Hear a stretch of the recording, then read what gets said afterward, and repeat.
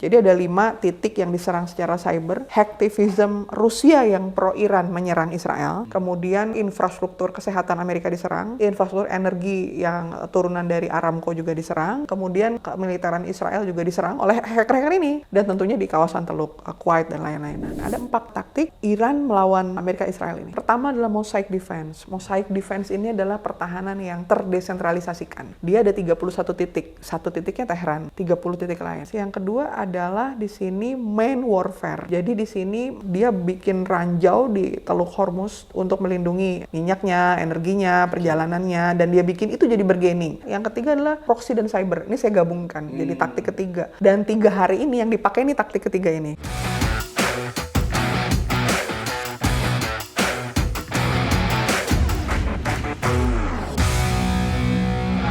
Kembali bersama saya di Abraham Samad Speak Up. Netizen, hari ini saya menghadirkan tamu yang luar biasa. Ini sahabat kita semua.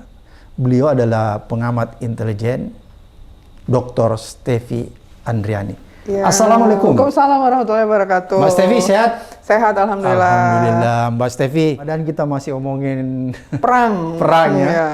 Dan semakin menarik kalau dilihat Mbak Stefi ya. Betul. Rupanya Amerika kelihatannya meningkatkan eskalasinya dengan mulai mengirim pasukan ya. Betul. Walaupun itu masih pasukan mungkin marinir ya. Betul.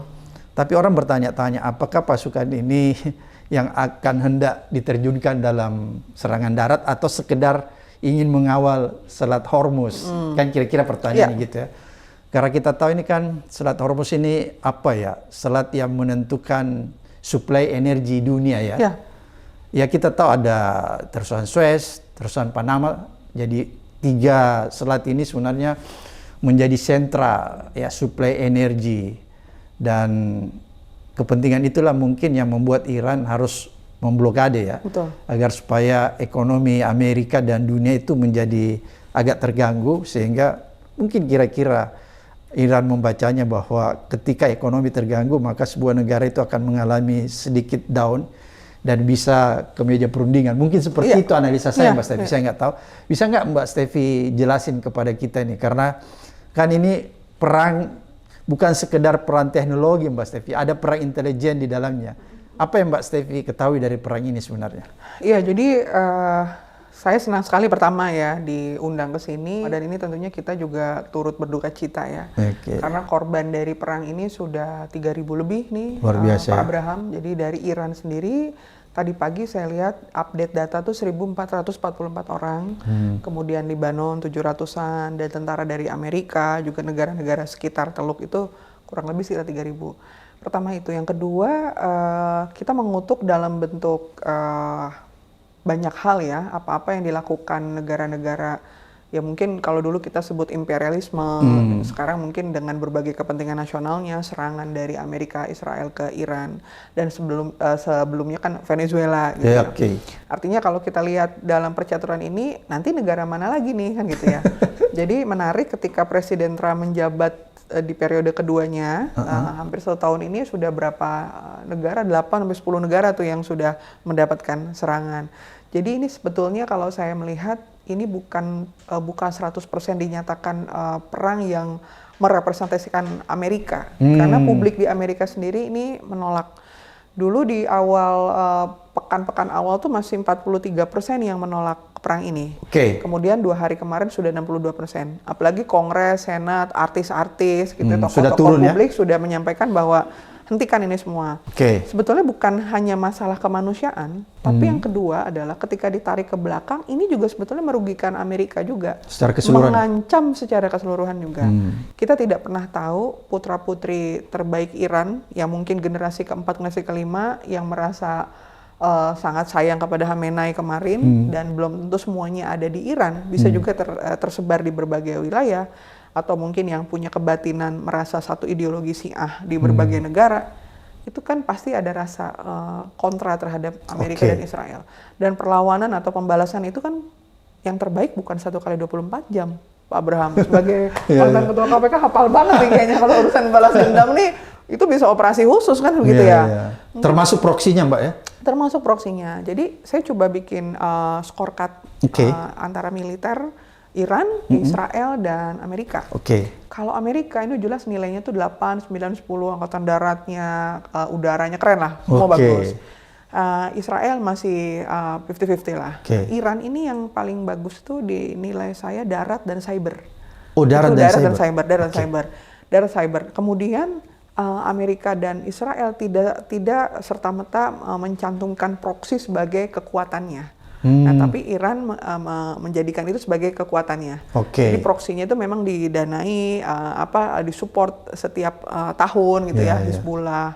Kemudian di Houthi. Libanon, Houthi, Yaman, Hamas, Palestina, belum lagi Irak, belum lagi hacktivism berbagai negara. Dalam waktu 3 hari ini perangnya ini perang proksi dan cyber dari Iran dalam menghadapi. Jadi ada 5 titik yang diserang secara cyber. Hacktivism Rusia yang pro Iran menyerang Israel, kemudian infrastruktur kesehatan Amerika diserang, infrastruktur energi yang turunan dari Aramco juga diserang gitu ya, kemudian kemiliteran Israel juga diserang oleh hacker-hacker ini, dan tentunya di kawasan Teluk Kuwait dan lain-lain. Nah, pertanyaannya apakah para hacker atau kelompok-kelompok ini diorkestrasikan atau disuruh secara legitimasi legal oleh negara? Belum tentu. Bisa juga mereka melalui non-state actor atau beberapa tahap. Tapi artinya walaupun dari CENTCOM menyatakan Amerika sudah membombardir, kekuatan udaranya udah turun 70% nih, Iran udah bagaimana. Tapi sampai hari ini saya lihat masih ada perlawanan. Artinya kan Iran belum kalah dalam konteks ini. Apalagi hari ke-6, ke-7 saya lihat ini kayaknya Iran memilih asimetris. Kalau perang simetris sudah pasti kalah. Tapi perang asimetris ini kan jangka panjang. Seperti gerilya dulu kita Pak Sudirman. Seperti di Vietnam, di Afghanistan. Itu kan masih mungkin tuh. Asimetris itu ya? Asimetris masih mungkin bertahan. Jadi dalam konteks ini Iran tidak perlu menang Pak Abraham. Tapi dia cukup bertahan. Yang penting dia nggak kalah. Yang penting dia masih ada. Sampai deklarasi terakhir itu kan Epic Fury itu 5-6 minggu. Nah, kalau misalnya di minggu ke-6, minggu ke-7 Iran masih melakukan perlawanan, ya itu udah bagian dari kemenangan bagi dia. Iya, betul. Oke, Pak. Apakah pilihan Iran ini untuk mengulur-ngulur perang dalam jangka waktu yang panjang asimetris tadi yang Mbak Stefi katakan, ini adalah pilihan yang tepat kalau melihat tadi kan Mbak Stefi bilang keunggulan Iran itu ada pada angkatan darat dan cybernya. Apakah itu pilihan yang dia sudah perhitungkan? Ya. Jadi kalau saya lihat di dalam salah satu sistem pertahanan Amerika, kemudian buku putih, turunan kebijakan ya, salah satu negara yang dijadikan ancaman itu kan ada 4, Cina, Rusia, Iran, dan Korea Utara. Iran itu masukkan ke dalam negara yang menjadi warningnya US. Gitu. Kalau Israel nggak usah ditanya, Iran nomor 1 buat mereka, karena menurut saya di negara Teluk ini yang paling dalam tanda kutip susah diajak kerjasama, ya punya pride sendiri, beda ini kan Iran. Nah tapi Iran ini juga sudah mempersiapkan diri sebagai negara besar yang punya dignity, kemudian punya sejarah panjang gitu ya. Ini bukan dari 79, kita bicara sebelum Masehi dulu ya, udah luar biasa banget. Dia akan mempersiapkan diri. Pasti mempersiapkan diri untuk perang ini. Jadi udah dipersiapkan. Nah menariknya begini, ada 4 taktik nih. Saya belum membahas ini di tempat lain. Ada 4 taktik Iran melawan Amerika Israel ini. Pertama adalah mosaic defense. Mosaic defense ini adalah pertahanan yang terdesentralisasikan. Dia ada 31 titik. 1 titiknya Tehran, 30 titik lain. Di provinsi-provinsi. Provinsi-provinsi. Kalau kita mungkin agak mirip sama teritorial, tapi kalau di teritorial kita kan Kodam tidak langsung ada tempur di situ kan. Nah, kalau di Iran langsung ada di situ, dan dia diperbolehkan melakukan sesuatu yang dibutuhkan. Nah, artinya ketika Gaddafi waktu itu gugur, Libya otomatis kritis. Maduro, Venezuela agak vakum gitu kan, Mossadegh dan nah, ketika Khamenei kemarin tewas, ini ya tidak ikut serta-merta hilang. Ini terdesentralisasi. Nah, ini sudah dihitung betul. Ini kan bagian dari asimetrik juga. Yang kedua tadi mosaic defense. Yang kedua adalah di sini main warfare. Jadi di sini dia bikin ranjau di Teluk Hormuz untuk melindungi minyaknya, energinya, perjalanannya, dan dia bikin itu jadi bargaining. bukan bagian dari, kebetulan nih ada Selat Hormuz, kemudian geopolitik kita, geostrategi membutuhkan ini segi alat bargaining enggak. Dia jadikan ini bagian dari transaksional ekonomi. Oke. Kalau yang mau lewat situ, Anda negara teluk, usir dulu dubes Amerika atau Israel. Udah, kalau buat Indonesia kita yang berbesti nggak ada masalah. Tapi kalau yang kelihatannya agak rival, itu Amerika Israel udah jelas nggak boleh gitu ya. Kayak Spanyol ya, dia sudah menarik duta Sudah besarnya. menarik dan itu aman kan gitu. Jadi aman Spanyol. Jadi ya jadi alat bargaining. Yang pertama tadi Mosaic Defense, Mind Warfare. Yang ketiga adalah proxy dan cyber. Ini saya gabungkan jadi taktik ketiga. Dan 3 hari ini yang dipakai ini taktik ketiga ini. Sama Iran. Proxy dan cyber sama Iran. Yang keluar lagi yang ketiga. Nah yang keempat baru yang kaitan dengan ekonomi itu. Ekonomi, intelijen ekonominya, kemudian diplomasinya. Ini yang mungkin back channelnya, simpatisan Iran di seluruh dunia. Dan dari 4 ini sebetulnya kalau saya lihat dari hari pertama tanggal 28 secara kognitif masyarakat dunia ini udah terpengaruh.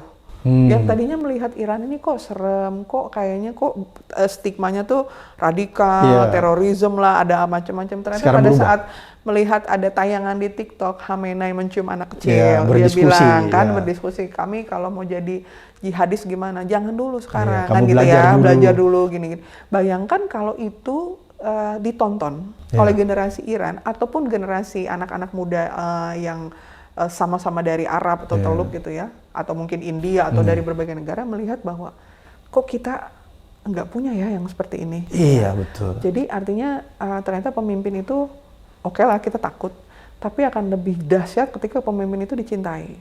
Karena kalau sudah berlandaskan cinta, pakai hati, dan saya yakin betul apa yang dari hati pasti kembali ke hati. Apa yang muncul dari hati itu ditangkap gitu vibrasinya. Dan ini yang membuat akhirnya generasi muda Gen Z-nya Iran, atau mungkin di generasi Alpha, itu jadi nggak takut mati. Jadi bukan hanya masalah saya membela negara, tapi sudah ini bapak saya, kakek saya, ini hati kita, ini adalah jiwa kita. Nah ini yang membuat masyarakat yang tadinya ngelihat Iran itu biasa aja, bahkan di kita mungkin ada sedikit jarak karena si Sunni. Sekarang udah nggak ada Pak Abraham. Jadi ngelihat sebagai sebuah negara Muslim. Bahkan beberapa guru besar di Al-Azhar udah menyampaikan, lihatlah Iran bukan karena Syiah, tapi kan sesama saudara Muslim. Nah itu udah mau dimunculkan tuh. Nah jadi saya bilang tadi 4 taktik ini sudah main di atas kertas, tapi ada vibrasi-vibrasi lain yang kalau saya bilang cognitive warfare itu, kampanye informasi, ini sepertinya sudah berhasil dilakukan. Gitu. Bahkan beberapa tentara Amerika, kemudian purnawirawan perangnya mereka sudah muncul banyak di media sosial ya, menyampaikan bahwa ini perangnya Israel bukan maunya Amerika gitu. Jadi mulai disubstitut sedikit gitu seperti itu. Jadi menariknya di situ. Jadi deception-nya ya, penyesatan informasinya dia bisa tangkal ya si Iran ya. Betul. Dan menarik Mbak Stevi tadi yang diskusi antara bocah dan si Ali Khamenei itu kan luar biasa, memperlihatkan sebuah kearifan seorang pemimpin ya. Karena dia bilang kamu belajar dulu sains, matematika dia sebut. Dan yang kedua, pelajaran yang kita ambil si bocah ini, kalau kita lihat, coba lihat kalau bocah-bocah ini di negara lain, pasti dia akan bertanya bagaimana caranya menjadi seorang bisa kaya, jadi Elon Musk, jadi YouTuber. Tapi kan dia nggak bertanya begitu, dia justru bertanya bagaimana bisa jadi Syahid kan. Itu kan luar biasa pendidikan di rumahnya, karakternya juga. Karakter, betul. Jadi menurut saya luar biasa Iran memang. Jadi bukan pendekatan materialistik. Iya. Jadi in materi. Iya, betul. Jadi sasarannya itu sudah bicara akhirat, kenyamanan. Karakter ya. Karakter buildingnya di sana. Iya. Nah inilah ketika ini saya lihat karakter building atau nation state building sebuah negara ini akan terrepresentasi kalau kita belajar geopolitik apalagi mendalami intelijen dalam operasi-operasi. Nah, ketika kita lihat Amerika sebagai bangsa yang besar, Amerika ini luar biasa, dia sudah jatuh bangun perih dengan perang sipilnya gitu ya, kemudian juga dari yang tadinya leluhur mereka seperti apa terbuang sampai bisa hebat seperti ini kan. Jiwa korsa nasional Amerikanya itu luar biasa ya sebagai seorang warga negara Amerika. Ketika kita lihat yang disasar dalam operasi Epic Fury itu adalah hal-hal strategis. Jadi dari mulai berapa 4.500 titik yang disasar, pangkalan militer, denuklerisasi, nggak boleh nih Iran punya kekuatan nuklir, rudalnya, pokoknya hal-hal yang strategis sesuai dengan saya lihat kebesaran Amerika itu gitu. Berbeda dengan Israel. Israel kalau kita lihat Roaring Lion, operasi Roaring Lionnya dia, yang disasar itu bukan itu saja. Yang disasar itu adalah periset, penemu. Jadi think tank profesor-profesor di balik pembuatan rudal ini, orang-orang pintar yang bikin nuklir ini, ahli-ahlinya di mana. Kemudian daerah-daerah yang diumpetin atau safe house-nya Hizbullah, Houthi, Hamas dan ini. Jadi saya lihat mungkin karena Israel ini adalah mayoritas Yahudi dan tidak semua Yahudi ini Zionis. Nah ini harus dikelirkan juga. Jadi ada beberapa kawan saya yang memang terlahir Yahudi ya, dia bilang kami ini tidak mau merusak negara lain seperti Palestina, seperti Iran, tuh kita sadar. Gitu. Itu Yahudi asli, itu bukan Zionis. Karena kalau gerakan ingin menaklukkan itu Zionis. Jadi tidak semua Yahudi ini Zionis sebetulnya. Netanyahu ini Zionis. Ya, Zionis. Gitu. Jadi tolong dibedakan juga karena mereka bilang kita kadang-kadang harus berbohong kalau kita ini punya darah Yahudi, kita takut juga. Ya. Karena itulah ketika awal muasal Mossad, Shin Bet dibentuk gitu, yang dia lakukan adalah memproteksi itu, melindungi bangsa Yahudi sehingga dia kecil, nimble, gesit tapi mematikan. Makanya ketika diturunkan ke dalam sebuah operasi Roaring Lion, yang disasar adalah hal-hal kecil yang mematikan gitu ya. Yang melumpuhkan, Mbak ya. Yang melumpuhkan berbeda dengan Amerika yang berpikirnya strategik besar. Nah, kemudian kita menarik ketika membahas True Promise Iran. True Promise-nya Iran tuh dari Promise 1, 2, 3, 4 yang sekarang. Itu dia nggak muluk-muluk. True Promise itu saya lihat landasannya itu adalah daya tahan.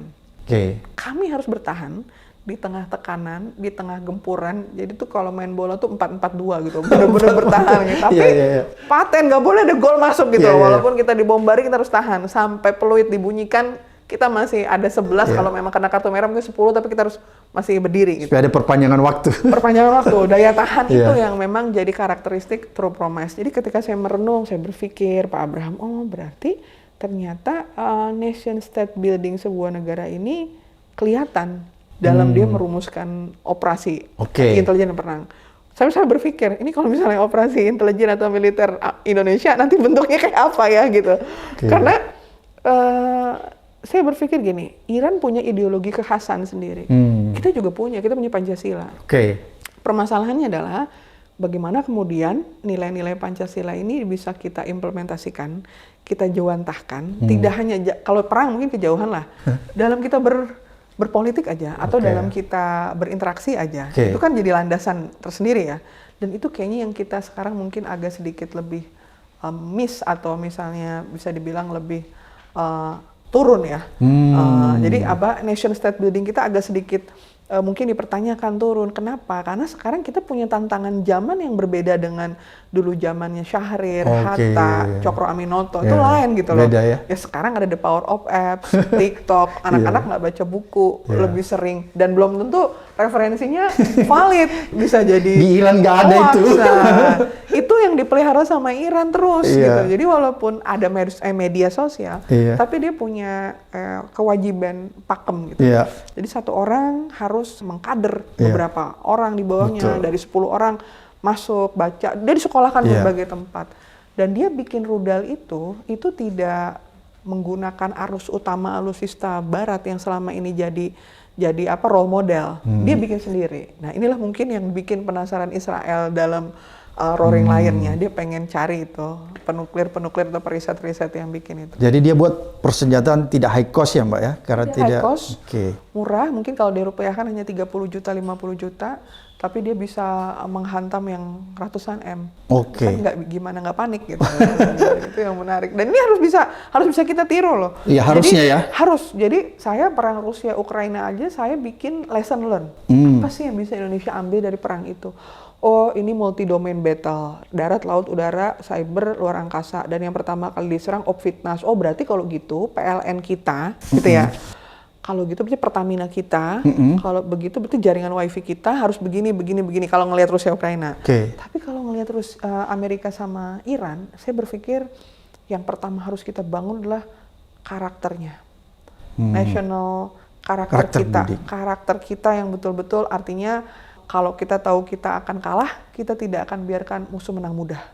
Gitu kan. Itu yang penting ya. Itu yang saya lihat, ini nih. Ini yang nggak ada sekarang. Ini nih harus nih kita. Jadi pas ngelihat bagaimana Iran daya tahannya, ketangguhannya gitu ya. Bahkan kemarin waktu di TV One saya bilang ini seperti kelompok-kelompok atau manusia ya, sekelompok bangsa dengan nasionalisme terkuat sedang melawan negara-negara yang punya alutsista tercanggih di dunia gitu kan. Mana nih yang lebih ini?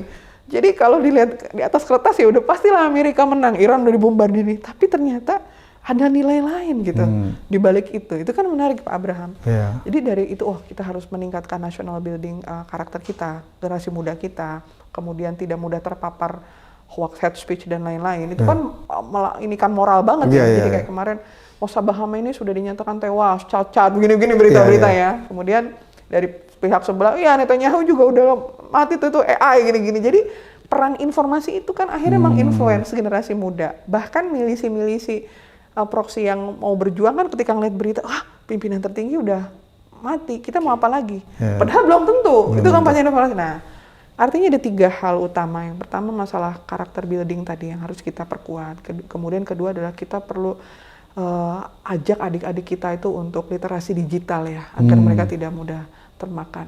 Yang ketiga bagaimana sistem pertahanan dan intelijen kita tuh kita perkuat. Selain tata ulang, juga doktrin, kemudian sekutu kita, aliansi kita, back channel kita, dimanapun kita berada. Karena kita belum siap kalau harus perang sekarang. Kita harus betul-betul matang dulu di dalam. Jadi langkah-langkah presiden dalam ya dekat gitu ya, membina hubungan baik dengan Australia, Rusia, China, Amerika, bahkan negara-negara teluk yang jauh di sana, itu menurut saya langkah yang cerdas gitu. Karena Indonesia sekian lama habis reformasi, ekonominya dari nol lagi, belum kemarin COVID kan, pemulihan ekonomi nasional, dan sekarang ini kan sedang ibaratnya kalau disuruh pilih perang dulu atau perut dulu begitu ya, mungkin presiden lebih banyak mengedepankan kesejahteraan dulu nih. Security atau prosperity dulu nih, sekolah rakyat, sekolah Garuda, MBG, itu kan pilihan dari beliau untuk prosperity. Tapi security ini nggak bisa dianggap sepele, karena dunia sedang tidak baik-baik saja. Jadi kita harus mempersiapkan sehingga juga kalau mau imbang begini, berarti kan di sini harus ada yang dikonsepkan dengan baik, direncanakan dengan baik, tata kelolanya, anggarannya, siapa berbuat apa, masih relevan nggak dengan perang generasi ke-6. Ini generasi ke-6 nih. Generasi ke-6 itu adalah peperangan dengan sedikit menggunakan tentara. Menggunakan IT ya, teknologi tinggi. IT, AI warfare, aplikasi, kemudian juga sekutu-sekutu jauh, proxy, ya, simpatisan. Nah, bagaimana kita membuat orang simpati sama Indonesia? Itu yang tadi dibilang cognitive warfare. Khamenei berhasil membuat orang suka sama dia sebagai seorang sosok pemimpin, dan akhirnya tervibrasi jadi pada belain Iran. Gitu. Iya, sekarang hampir mayoritas semua orang bela Iran, apalagi setelah melihat video itu ya. Kita luar biasa bahwa ini pemimpin yang sejatinya seperti ini. Dan selama ini kan gak pernah diberitakan. Kita taunya Khomeini, bapaknya. Terus Khamenei ini, ya gitu-gitu aja lah, paling ya kayak ulama normatif.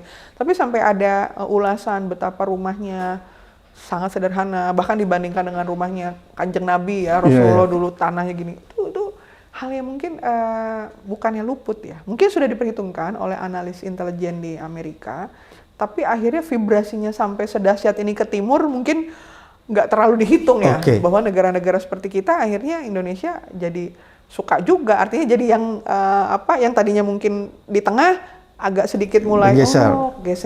Kayaknya Iran ternyata tidak semenakutkan yang kita pikirkan. Mulai. Mbak Stevi, tadinya kan Amerika tuh ingin melakukan operasi intelijen ya, dengan coba memprovokasi tuh di 3 bulan yang lalu yang ada demo besar-besaran yang terjadi di Iran. Dan saya lihat dia mencoba memprovokasi kaum intelektualnya ya, kaum terpelajar dan juga mungkin Gen Z-nya pada saat itu.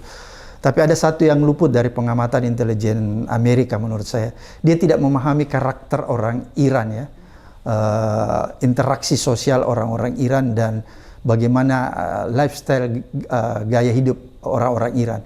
Kan kita bisa lihat ketika krisis ekonomi yang dijadikan momentum Amerika Serikat untuk menggoyang demo itu kan bahwa ada terjadi nih krisis kan, sehingga rakyat bisa marah kan, karena katakanlah rakyat yang nggak bisa makan, krisis ekonomi pasti kan menyalahkan pimpinan rejim. Tapi Amerika lupa, ini agak beda dengan negara-negara lain. Kalau negara lain diprovokasi begitu bisa meletus karena apa? Rakyatnya lapar, terus dia lihat para politisi, pemimpinnya itu hidup mewah, jadi bisa marah kan? Tapi di Iran beda, rakyat lapar, krisis ekonomi, tapi dia lihat pemimpinnya juga lapar, ya kan? Seperti tadi Anda katakan, kami ini rumahnya sangat sederhana, Bahkan Mbak Stefi yang lalu Ayatollah Khomeini pertama itu pernah digambarkan, saya baca buku atau biografinya, rumahnya itu sama dengan kalau di Indonesia itu rumah BTN. Bayangkan pemimpin tertinggi Iran, negara kaya minyak, itu rumahnya begitu. Coba lihat nih kelakuan para politisi kita yang kemarin Agustus ya, yang memperlihatkan ada gap sosial sehingga meletuslah kemarin itu peristiwa Agustus ya. Tapi kembali ke Iran, saya mau katakan begini, ada operasi intelijen yang menurut saya itu tidak berjalan sebagaimana mestinya, Mbak Stefi. Baik Amerika tadi yang ingin memprovokasi rakyatnya gagal. Kemudian yang kedua, kita juga tahu bahwa intelijen Mossad itu kan termasuk intelijen tercanggih lah, Mbak Stefi lebih pengalaman. Tapi mereka gagal tanda petik ya. Ternyata sampai hari keberapa sekarang mereka tidak bisa mampu melumpuhkan Iran sejak dari awal perencanaan perang ini. Kan sejak dari awal perencanaan perang ini pasti mereka sudah menghitung dari kalkulasi intelijennya bahwa ini bisa diselesaikan dalam kurun waktu mungkin seminggu, 2 minggu, 3 minggu dan lain sebagainya. Tapi ternyata enggak. Apa yang menyebabkan intelijen Mossad, CIA enggak bisa bekerja secara maksimal nih? Atau salah memberikan informasi sehingga perang berlarut-larut nih? Iya. Jadi dalam rangka operasi intelijen yang ideal, iya. Biasanya intelijen itu akan menyasar yang namanya STOM dari target TO. TO-nya misalnya X gitu ya.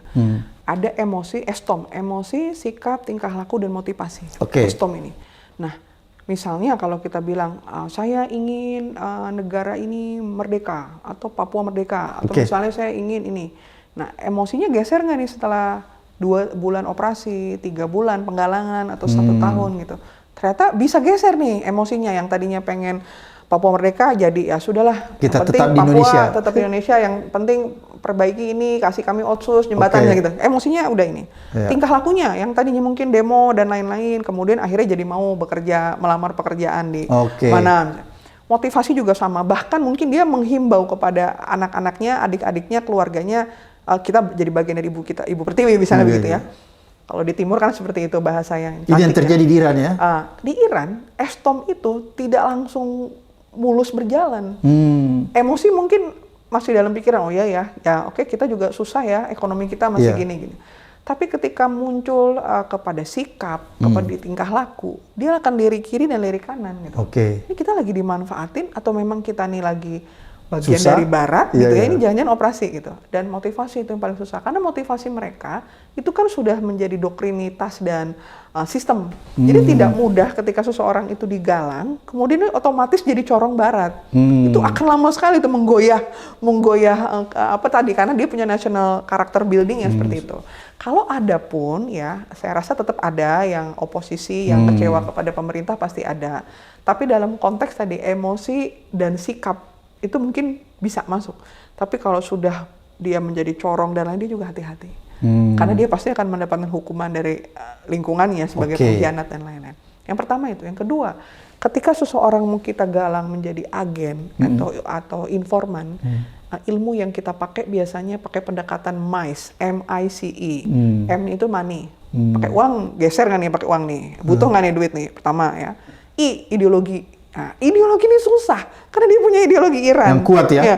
Artinya ketika kita memasuki ideologi dia, kita harus belajar dulu ideologinya, baca kitab kuningnya atau pelajari apa yang dia punya.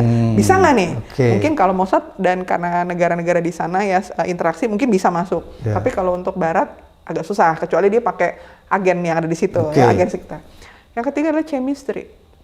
Kita pernah punya nenek buyut mungkin satu tempat, atau misalnya Pak Abraham, kita kan sama-sama dulu dari Makassar, sama-sama sekolah di Unhas dan gitu ya. Atau mungkin dulu kita pernah deket waktu SMA, mau apa gitu. Kemudian adalah ego. Ego artinya musuh dari musuhmu temanku. Artinya kami dulu pernah sama-sama ditindas oleh Reja Pahlavi. Kami akan bantu Khamenei, atau kami sama-sama dulu pernah ditindas Khamenei, kami akan pro barat gitu. Jadi M-I-C-E, MICE. Uang, ideologi, chemistry, atau ego. Nah sekarang kalau kita lihat bagaimana Mossad, CIA atau teman-teman ini menggalang informan untuk jadi barisan di dalam Iran, kira-kira menurut Pak Abraham yang mana yang paling mungkin? Uang, 50-50. Ideologi agak sulit. Hampir dibilang nggak mungkin ya. Chemistry masih bisa nih, atau ego. Chemistry apa? Mungkin dulu ibunya, buyutnya masih ada keturunan Yahudi misalnya. Kan di Isfahan ada 30 ribuan tuh Yahudi di Isfahan, walaupun Ya kan ada komunitas Yahudi juga di Iran. baik ya, ada dekat sama muslimnya dan banyak juga yang non muslim. Atau ego, lawan-lawan politik, atau yang dulu pernah dekat sama kelompok Alevi atau apa. Oke. Si dan I ini menurut saya yang si dan I, kalau uang mungkin ya relatif lah ya. Oke. Tapi agak susah kalau untuk menggalang dari sisi ideologi.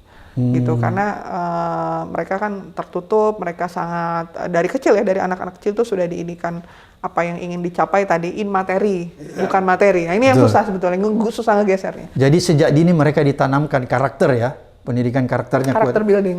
Kayaknya itu hal yang penting ya, Mbak Stevia, di Indonesia Ya, dilakukan. ini kayaknya kalau kita tanya apa hikmah terbesar dari perang Iran, kenapa Iran sulit dikalahkan, itu menurut saya 3 hal tadi, karakter building kita harus kita perkuat ya. Jadi daya tahan kita sebagai warga negara, nasionalisme dan lain-lain. Itu yang membuat dignity ya sebuah bangsa. Dignity, betul. Bangga menjadi bangsa Indonesia. Kalau kita sekarang kan lihat itu media sosial, Pak Abraham, malah pada pengen pindah kabur aja dulu. Kasus beasiswa LPDP itu kan sebetulnya weak signal tuh. Sinyal bahwa ada kerapuhan dalam nasionalisme anak muda kita. Seperti itu.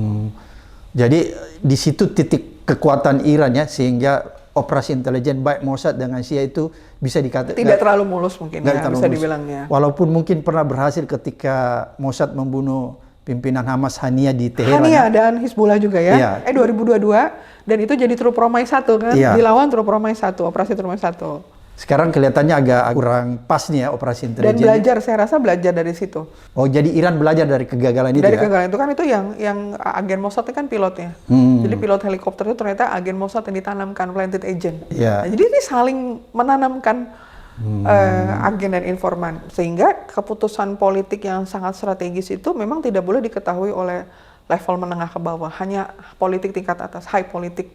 Yang betul-betul yakin Anda sudah jadi ini saya, Anda tidak akan tergeser, Anda tidak akan itu. Jadi kalau sudah strategi itu tuh nggak ini kan Mossad masuk tapi di level middle dan bawah ya. Menurut saya penyusup itu masuk di middle, tapi kalau untuk yang high level tinggi itu mungkin 10 orang terdekatnya Mossabah Khamenei ini saya rasa itu orang harga mati yang udah nggak bisa di ini ya. Apalagi kita tahu betul bahwa Mojtaba ini kan orang yang lama juga berkecimpung di dunia intelijen ya. Dia dekat dengan Garda Revolusi dan lain sebagainya. Mbak Stevi, kalau melihat nih operasi intelijen baik Mossad maupun CIA yang agak tertati-tati, saya memberi narasi bahwa agak tertati-tati di Iran, apakah Mbak Stevi melihat bahwa pada akhirnya Amerika akan mengambil jalan yaitu melakukan serangan darat untuk menyelesaikan perang di Iran? Atau dia tidak akan mengambil langkah itu? Ya, jadi ada 4 skenario saya lihat. Yang skenario pertama adalah untuk mengakhiri perang ini ya. Pertama adalah rejimnya jatuh, artinya Mossabah Khamenei ini gugur dan kemudian pengikutnya habis sehingga Amerika masuk, sekutu masuk, mengganti rejim. Gitu. Tapi jadi, itu nggak mudah Mbak ya? Itu tidak mudah, yang A. Yang kedua adalah gencatan senjata. Artinya dibiarkan gencatan senjata masing-masing berperang dengan waktu sekian, ini sekian, perempuan dan anak-anak kayak teori perang lah resmi. Tapi berhenti di titik ini, nanti mulai lagi hari apa, itu gencatan senjata kan gitu, jadi resmi itu. Tapi Iran kan nggak mau. Kami tidak akan masuk kepada Anda yang menabuh genderang perang, kami nggak akan mengikuti jadi musik Anda. Jadi saya yang akan mengakhiri, bukan Anda. Saya yang akan mengakhiri itu agak berat tuh skenario kedua. Skenario ketiga adalah yang sekarang, asymmetric warfare dan perang panjang. Kalau di dalam turunannya skenario ketiga ini A, B, C, D itu ada yang 4-6 minggu habis lebaran relatif atau bisa setahun atau mungkin lebih cepat. Nah ini Presiden Trump menyampaikan kami yang akan mengakhiri kapan selesainya. Tapi Iran menyampaikan Anda sudah menghancurkan kami tidak akan ikut. Kami akan menggempur negara-negara teluk dan negara sekutu Anda dengan sasaran agar negara-negara ini mengecam Amerika dan jadinya tidak sayang lagi, atau tidak berbesti lagi lah kira-kira, karena gara-gara Anda nih gitu kan. Atau yang keempat adalah kita picu nuklir. Jadi ini yang paling berbahaya. Jangan sampai berbahaya. Nah saya rasa yang kedua dan ketiga ini yang mungkin masih kelihatan sekarang ya. Kalau Mossabah Khomeini dan Iran ini harus dihancurkan rejim ini, agak sulit karena saya rasa tadi dengan strategi mosaic defense, mind warfare, proxy cyber, ini sepertinya tidak akan jatuh ke lubang yang sama. Kalau harus iya pun saya rasa mungkin sudah tidak ada di Teheran lagi. Jagoan-jagoan ini mungkin sudah berpencar ke berbagai negara untuk mencari apa atau tempat-tempat tersembunyi yang dibikin, dan beberapa rudal senjatanya itu kan juga tidak dipublikasikan. Ada yang masih di bawah reruntuhan informasinya kan seperti itu. Mbak Stefi, apakah peran ya Tiongkok, peran Rusia dalam kancah pertempuran di Timur Tengah ini akan memasuki fase yang secara nyata? Maksud saya begini, selama ini kan Tiongkok maupun Rusia ini ada di belakang layar ya, kalau kita lihat dia membantu tapi nggak kelihatan. Apakah dengan perang yang berkepanjangan ini pada akhirnya nanti memaksa Tiongkok dan Rusia untuk tampil walaupun tidak secara langsung tapi udah kelihatan tuh? Apakah kira-kira akan ke sana atau tetap seperti sekarang ini? Jadi China maupun Rusia ini adalah negara besar juga. Dua negara besar ini tidak akan mau ikut kepada peperangan negara lain karena China dan Rusia ini punya perangnya sendiri, gitu ya. Tapi China dan Rusia karena memang merasa musuh dari musuhmu adalah temanku, ya. Walaupun kalau dibilang secara personal Presiden Putin bisa telepon Presiden Trump, gitu ya. Tapi secara garis politik dan kepentingan nasional kan agak berseberangan. Jadi menurut saya dalam fase kedua ini, saya bilang ini sudah masuk fase kedua, Rusia paling mungkin ya membantu informasi intelijen seperti yang disampaikan oleh Cencom gitu ya. Kemudian China juga membantu secara politik, membantu untuk mendorong kepada gencatan senjata, menghubungi negara-negara yang dekat sama Amerika agar ini dibuka, kemudian juga minyak. Nah, ada satu keuntungan yaitu adalah ketika kasus Selat Hormuz ini ditutup dan bermasalah, Rusia ini kan sedang dalam posisi di blokade minyaknya, agak mulai di karena perang Ukraina. Ya, karena perang Ukraina akhirnya agak sedikit dibuka, dilonggarkan, dikendorkan. Nah, artinya kan ada sesi untung juga. Ada insentif ya. Insentif. Nah, Rusia dan China tidak akan langsung terjun bantu darat atau lain-lain kecuali memang sudah negara mereka diserang atau kepentingannya terganggu misalnya gitu ya. Misalnya ada kapal berbendera Cina di Selat Hormuz kemudian terkena Amerika misalnya, nah, itu mungkin memicu tuh bisa juga Pak Abraham, tapi kalau sejauh ini belum. Dan sebetulnya waktu pernyataan saya awal-awal di TV One saya bilang kalau memang mereka ini berbesti dan merasa Iran ini jauh lebih akan menguntungkan national interest Rusia dan Cina, cara membantunya gimana? Ya bikin letupan-letupan kecil di perangnya masing-masing. Sehingga matanya Amerika dan Israel ini tidak fokus ke satu titik, tapi ke titik China Taiwan atau ke Rusia Ukraina. Nah, pertanyaannya kan mau apa enggak seperti itu? Menambah kekisruhan di muka bumi ini kan pastinya. Yang saya lihat sejauh ini masih normal. Jadi artinya Presiden Xi Jinping dan Presiden Putin ini masih menginginkan kedamaian, sehingga yang dikedepankan adalah untuk menghentikan ini. Jadi tidak ada niatan dalam tanda kutip tanduknya keluar tadi ya, bikin di sana bikin di sini untuk bantuin Iran. Ada perhitungan itu. Jadi potensi perang dunia ketiga itu kecil sekali Mbak ya, karena Rusia dan Tiongkok masih menahan diri ya. Kecuali negara ini keluar itu akan berbahaya. Ya? Jadi kalau saya melihat perang dunia akan muncul ketika mandalanya ada 3 atau 4 titik. Nah, sekarang kan mandalanya kan teluk nih. Iran, kemudian dengan Kuwait, Arab dan lain-lain sedang dengan rival dengan Amerika, Israel. Kemudian nanti mungkin di Eropa Timur, kemudian nanti di peta kita bikin peta gitu ya, Rusia, Ukraina, mungkin ada penambahan lagi, ada hal-hal lain. Kemudian di sini Cina, Taiwan, apalagi Indo-Pasifik, epicentrum gitu. Ini kalau berbarengan dengan saat yang sama mungkin iya, tapi kalau hanya di satu titik ini pemimpin dunia masih bisa mengademkan lah ya. Kemudian juga dengan peran PBB mungkin harus didorong. Yang jelas negara NATO tidak sekompak yang kita prediksi. Ada beberapa negara termasuk kemarin Inggris juga dikecam oleh Presiden Trump ya. Pokoknya hubungan Inggris dan Amerika nanti akan kena nih karena Anda tidak menyiapkan fasilitas atau membantu yang kita pengenin kan gitu ya. Semua kayaknya disalahin ya. Diancam tarif semua, dinaikkan tarif. Spanyol udah ini ya, Prancis, Jerman. Tapi kalau lihat itulah Pak Abraham, itulah mungkin hebatnya Bung Hatta ya. Saya sangat kagum kepada Bung Hatta. Pada saat Bung Hatta menyampaikan kita harus non-blok, kita harus bebas aktif gitu. Itu waktu itu masih 80 juta ya penduduknya, belum kayak sekarang 260-an. Beliau menyampaikan bebas aktif di sini adalah kita bebas memilih. Dalam konflik A, kita memilih negara X untuk kita support. Dalam konflik B, kita akan berdiam atau kita berada di belakang negara Y. Itu kita bebas memilih. Bukan kemudian kita punya faksi, ketika geng A berantem kita ngikutin apanya geng A. Ketika geng B, kita B. Nah, non-blok tuh di situ. Jadi bukan berarti kita banci, kita boleh memilih memihak yang mana. Oh, jadi bebas aktif harus diterjemahkan begitu ya. Misalnya dalam konteks perang Iran, haruskah Indonesia memberikan kecaman, bukan terjun ya, misalnya memberikan kecaman kepada Amerika dan Israel bahwa mereka adalah agresor kan? Ini kan nggak pernah kan? Harusnya seperti gitu ya kira-kira? Mungkin tidak langsung mengatakan agresor atau kecaman, tapi dalam artian apa yang bisa dibantu Indonesia, apa yang bisa dilakukan. Kalau menyayangkan, ini kan kemarin dari Kementerian Luar Negeri udah menyampaikan ya, kita sangat berempati kepada korban dan kita juga menyayangkan serangan Amerika dan Israel. Indonesia tidak dalam kapasitas membenarkan apalagi mendukung Amerika dan Israel. Indonesia dalam kapasitas yang saya lihat di sini adalah menang jadi arang, kalah jadi abu. Jadi janganlah kedua-duanya ini. Karena kita sama Iran tuh hubungan kita baik.